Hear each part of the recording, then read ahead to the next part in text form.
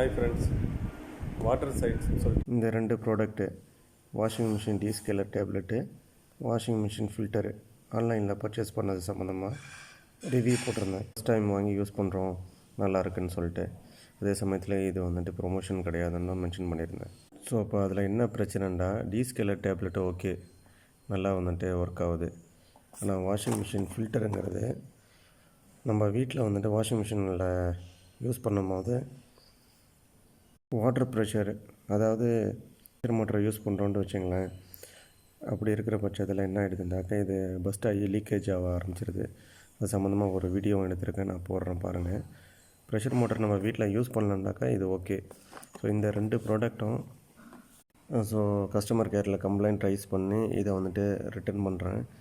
அவங்களும் அக்செப்ட் பண்ணிக்கிட்டாங்க.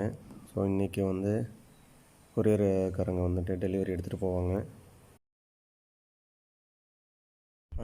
I have fitted the washing machine filter behind my washing machine.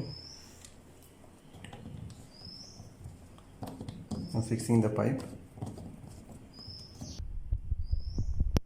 It's very tight now. Okay, this is also very tight. Now I am opening the tap.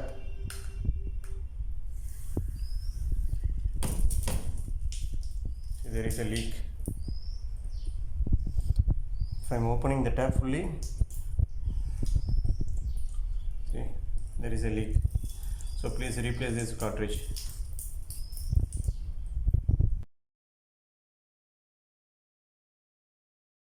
So அதனால் வந்த பாக்ஸ்லேயே இதை நம்ம திரும்பி back பண்ணி return அனுப்புகிறோம்.